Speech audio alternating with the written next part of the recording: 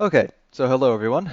Today we're going to kind of go over some of the retirement basics and some of the methods that you can invest your money to secure a financial future and a safe retirement. So we're going to start with the three basic things, which would be your government retirement accounts, Roth 401k and Roth IRA, as well as what you can do with all the money that you just keep saved in your account. So like I know a lot of people like to invest their money but keep a certain amount of money saved just in case like 6 months expenses. But you can also invest the money for your 6 month expenses into a high interest savings. But we'll actually go into that a little more later. So starting out with the Roth 401k, we'll do like a brief overview about how you qualify for this account and some recommendations. So let's get into it. Step one. In order to qualify for a 401k account in general, you have to be employed. You can only get these through a employer. And once you are employed, consider going to your benefits portal or equivalent to see if you can set up your Roth 401k instead of the default or the traditional. So a lot of times it does default to traditional, um, but you want to make sure you switch it to Roth because over a long-term basis, the Roth tax benefits will actually significantly outclass their traditional tax benefits. So the main difference between the two, in case you're not familiar, would be that when you contribute to a Roth 401k, say you contribute, let's just say 30K, and you make 100K, your taxable income is still going to be 100K. However, as that 30K grows, you're not going to be taxed on any of the earnings. Whereas in a traditional account, say if you invested 30K and made 100K, you would be taxed on 70K, so you'd save a little bit in taxes for that year. However, in the long run, you will be taxed as you take money out. So when you hit retirement age, maybe you start taking out $80,000 a year to cover your annual expenses from your traditional 401k. You will be taxed at the percentage rate, whatever that may be at the time. So say you withdraw 80K, you may only get to keep 65. Um, Whereas if you had invested in a Roth 401k, if you withdraw 80K, you get to keep all 80K. That's yours. You could take out $10 million in one sitting, and the government can't touch it. So that's one of the reasons why I personally like the idea of the Roth 401ks instead of the traditional. So once you have your 401k set up, let's go ahead and move into what you invest in. So navigate over to where your portfolio allocation is. It should tell you what is inside that 401k, what you're putting your money into. And I recommend selecting an index fund for one of the larger funds, which whether it be like S&P 500, NASDAQ 100, Triple Q, whatever. But pick an index that kind of follows one of these big funds, and for the average investor, that should do pretty good. Let's see. And then after that, once you picked your fund, you're going to select the percentage you want to contribute from each paycheck. So most people do 10%. I personally prefer 15 to 25%, but it kind of depends on what income level you're at and how much money that percentage represents. So moving on to high interest savings. Whatever you don't invest in your Roth 401k or Roth IRA, your 6 months to a year's worth of emergency fund. You don't want to just let that sit there and get eaten away by inflation. So one of the smart things you can do with it is roll it into a high yield savings account to maximize your returns. Now there are a lot of these available, especially today, since the interest rates are, yeah, since the inflation rates are high, they've jacked the interest rates. That helps us as investors or as people with high yield savings accounts because it gives us a higher return on our money.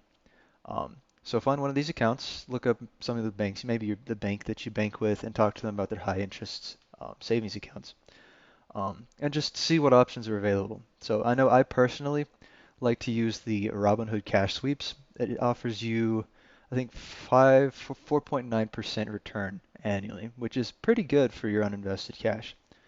You can find a lot of those similarly in financial institutions, 4.6. That's kind of the average these days as far as high yield savings accounts goes. But for example, if you had 25K in there, that's almost 1,200 a year just for your savings being there. So it's not a bad option if you don't want to invest the cash. Um, let's see. If you've already maxed out your Roth 401k, consider setting up a Roth IRA. So the Roth IRA stands for Individual Retirement Account. You can do this as an individual. You do not need to be employed for this. But essentially navigate to a broker such as Vanguard or Fidelity and follow some steps that I'll include in a video attached here in the description on how to set this up. Um, so then pick a fund. That's what I recommend again, the S&P 500, the Triple Q, the NASDAQ, whatever, just an index. Um, and set up recurring deposits. So every month or every week or however often you want to deposit, it takes it from your account and adds it to the investment portfolio. And then from there you simply watch the magic happen. So let's see, what happens if we invest $100 a month for 40 years? We're going to use a more safe assumption of 8.5%. Now, generally speaking, it would be accurate. Um, the 50-year S&P 500 is 11%, 11.5%, but generally it's a little safer to assume a smaller percentage after you've taken out the inflation rate. Um, so 8.5% is generally what you would end up with after you've calculated for inflation. It would be the value today in today's dollars. So if we take a look here, that's the annually. This is the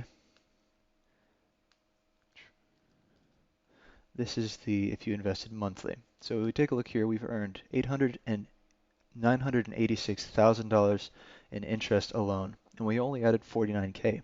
So throughout our whole lifetime, we've only contributed about 50K to this, and it's turned into pretty much $1 million.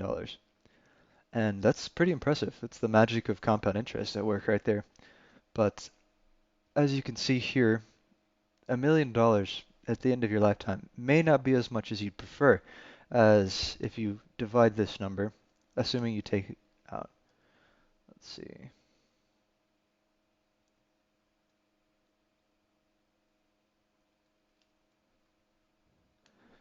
that's about, what, 15 years? 15 years of living expenses uninvested. So invested, that'd probably be more like 20 years, which for most people is all right. And since this is quoted in today's dollars, that's certainly not bad. It's certainly a nice sum to end up with for your retirement. However, if we contributed a little bit more, let's say $3,000 a year, which would be $250 a month for 40 years instead, let's see what we'll end up with. As you can see, it's a significant increase. And this is the value in today's dollars again. Like I said, if we wanted to compare it to then that times dollars, then we actually end up with a lot more. However, we're going to continue to use the inflation-adjusted interest rate as it gives us more of an accurate assumption as to what the money will be worth today. Um, so as you can see, it's significantly more. That's worth a lot more years. You can live a lot more luxuriously. For example, if you wanted to take this money uninvested and say use it for 20 years, that's almost 100. That's 129K per year. That's uninvested. So assuming you invested it, it'd probably be more like 200K a year. So if you invest just a little bit more, you get significantly higher returns. Let's see.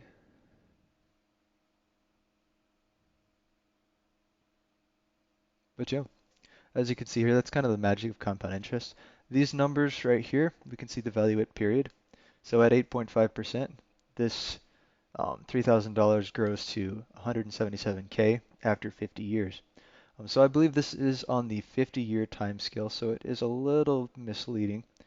So upon retirement age, you'll have about $686,000 right as you hit retirement age, which could still last you a fair while if you invested it, kept it invested and kept withdrawing money on it. It lives on like what, 4%? Um, so that's still not a bad sum. But if you only invested the $1,200 a month, then it could get a little dicey. So if you are able to, I recommend investing a little bit more than the minimum, seeing as how $100 a month is a little difficult, inflation adjusted, to reach.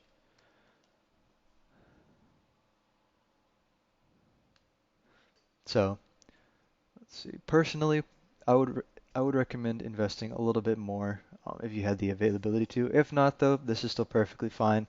this will still come out to enough money to get you through your retirement. But if you are interested in making a little more money, I recommend contributing sooner rather than later, especially if we see the calculation here. So what we got here, this 1 million, is the sum of these 10 years right here. And what's interesting about that is we see, or sorry, oops, equals sum.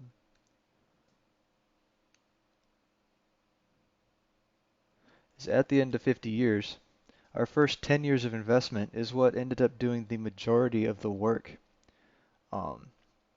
So this would essentially be if we just invested for the first 10 years at 1,200 a year and then just stopped, and we didn't touch it again until 50 years later.